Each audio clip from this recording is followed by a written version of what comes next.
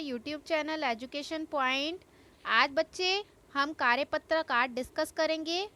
कक्षा 6 की कार्यपत्रक है सामाजिक विज्ञान की। कब की कार्यपत्रक है ये? 4 अगस्त 2021 की। तो चलिए स्टार्ट करते हैं। आज का हमारा उप विषय है अतीत के बारे में कैसे पता लगाएं। अतीत क्या होता है? अतीत होता है बीता हुआ समय। चलिए स्टार्ट करते हैं। अपनी उम्र बताइए। यहाँ पे बच्चे आपको अपनी उम्र लिखनी है, ठीक है। क्या आप अपने बारे में बता सकते हैं कि आप क्या खाते हैं, कैसे कपड़े पहनते हैं और कौन से खेल खेलते हैं? ये तो सभी को पता है, तो हाँ हम बता सकते हैं।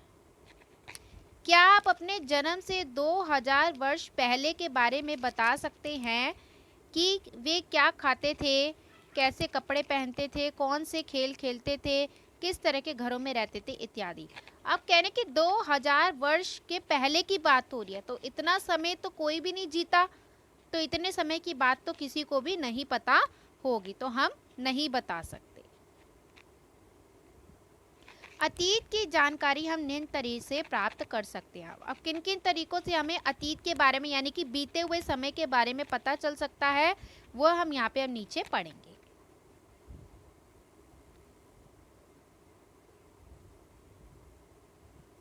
फर्स्ट है पांडुलिपि। बच्चे ये जो पिक्चर दिख रही है वो पांडुलिपि है। क्या होता है पांडुलिपि? कभी ये वर्ड सुना है? पांडुलिपि क्या होता है? मेरे ख्याल से तो आप पहली बार ही सुन रहे होंगे। अतीत में पुस्तकें हाथ से लिखी होने के कारण पांडुलिपि कही जाती थी। तो बेटा अतीत में क्या होता था? पुस्तकों को हाथ से लिखा जाता था और इन्हीं कारण उन पुस्तकों को पांडुलिपि कहा जाता था। अंग्रेजी में पांडुलिपि के लिए प्रयोग होने वाला शब्द कौन सा है? मैन्यूस्क्रिप्ट है। तो अंग्रेजी का जो पांडुलिपि का जो शब्द है वो कौन सा है? मैन्यूस्क्रिप्ट। अब ये वर्ड कहाँ से आया? ये लेटिन शब्द मेन्यू से बना है। मैन्यूस्क्रिप्ट शब्द किससे बना है? मेनू से बना है। और मेनू का अर्थ क्या है? हाथ से। पांडुलिपि हिमालय क्षेत्र में उगने वाले बुर्ज नामक पेड़ की छाल से विशेष तरीके से तैयार भोजपत्र पर लिखी मिलती है। अब पांडुलिपि कहाँ पे मिलती है? हिमालय जो क्षेत्र है वहाँ पे एक पेड़ उगता है बुर्ज नाम का।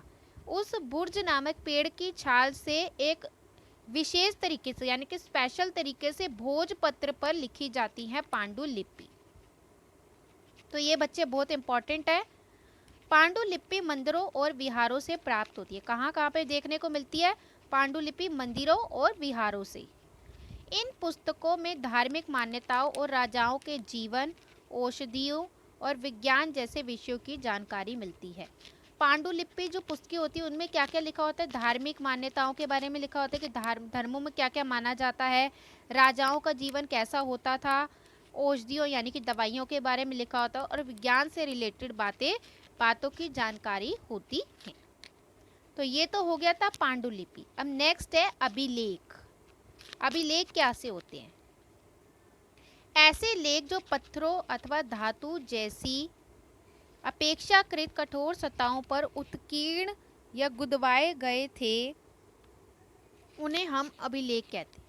बेटा ऐसे लेख यानी कि ऐसी लिखावट, ऐसे लेख जो पत्थरों या धातु जैसी कठोर सतहों पर या तो गुदवाए जाते थे या उत्कीर्ण करवाए जाते थे। तो ये कठोर सतहों पर लिखवाए जाते थे। कभी कभी शासक अपने आदेशों को इस तरीके से उत्कीर्ण करवाते थे ताकि लोग उन्हें पढ़कर उनका पालन कर सके। अब जो ये राजा महाराजा होते थे, जो शासक रूलर होते थे, ये अभिलेख क्यों लिखवाते थे, क्यों उत्कीर्ण कराते थे?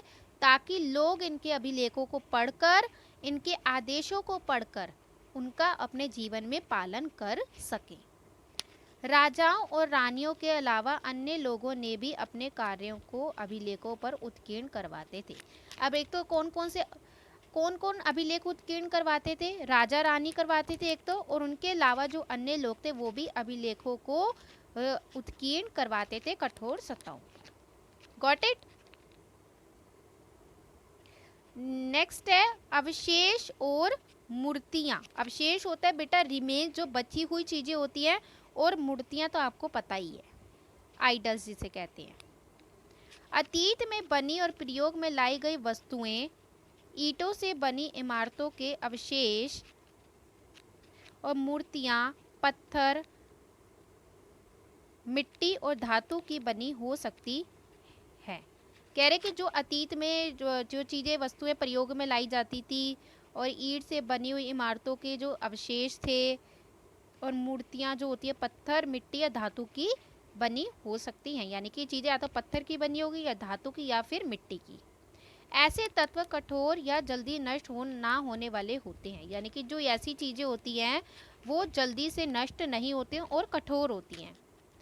जानवरों, चिड़ियों, मछलियों की हड्डियों से ये जानने में मदद मिलती है कि अतीत में लोग क्या खाते थे। अब बेटा जानवरों की हड्डियाँ, चिड़ियों की, मछलियों की हड्डियों से क्या पता चलता है कि अतीत में लोग यानी कि पहले ज़माने में लोग क्या क्या खाते थे। वनस्पतियों के अवशेष बहुत मुश्किल से बच पाते हैं। जो बेटा जो पेड़ पौधों के अवशेष होते हैं वो ज़्यादा नहीं बचते हैं, यानी कि वो नष्ट हो जाते हैं। अन्न के दाने अथवा लकड़ी के टुकड़े जल जाते हैं। जो बेटा अन्न के दाने होते हैं या फिर लकड़ियों के जो जले हुए टुकड़े होते हैं तो वो जले हुए रूप में ही बचे रहते हैं। तो ये थे अवशेष और मूर्तियों के बारे में। अब नीचे देखते हैं, पुरातत्वविद क्या होता है। अतीत में बनी और प्रयोग में लाई जाने वाली वस्तुओं से प्राप्त करने वाले व्यक्ति को, जानकारी प्राप्त करने वाले व्यक्ति को पुरातत्वविद कहते हैं। क्या होता है बच्चे, यानी कि अतीत में जो वस्तुएं बनी होती हैं और उनका प्रयोग में जो जैसी वस्तुएं प्रयोग में लाई जाती है, जो व्यक्ति इनकी जानकारी प्राप्त करता है कि अतीत में कैसी कैसी वस्तुएं बनी और उनका क्या क्या प्रयोग किया जाता था, तो ऐसे जानकारी प्राप्त करने वाले व्यक्ति को ही पुरातत्वविद कहते हैं। ठीक है। अब हमारे क्वेश्चन है यहाँ पे, पांडुलिपि किस पर लिखी जाती थी। तो अभी बेटा हमने पढ़ा था ऊपर पांडुलिपि के बारे में। इसका आंसर यहाँ पर है, इसका आंसर यहाँ से होगा। पांडुलिपि हिमाचल क्षेत्र में उगने वाले बुर्ज नामक पेड़ की छाल से विशेष तरीके से भोजपत्र पर लिखी जाती थी। तो ये होगा आपका आंसर नंबर 1। ठीक है, यहाँ से पांडुलिपि से लेकर मिलती है तब। ऐसे ही दूसरा क्वेश्चन है हमारे पास, शासक अभिलेख क्यों बनवाते थे। क्यों बनवाते थे शासक अभिलेख,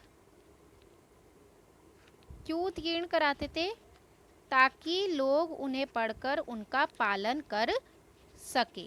तो ये हमारा आंसर 2 है।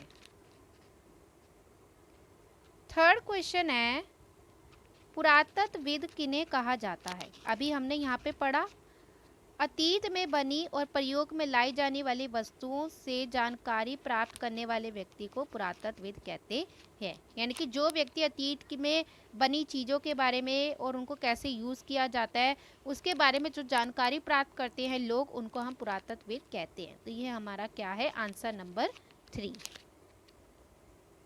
तो इस तरीके से यहीं पर हमारी वर्कशीट भी ख़त्म होती है। आशा करती हूँ कि आपको ये वर्कशीट पसंद आई होगी। अगर आपको सच में अच्छी लगी हो तो इसे लाइक कीजिएगा, सब्सक्राइब कीजिएगा और हमारे चैनल के साथ जुड़े रहिएगा। Thanks for watching.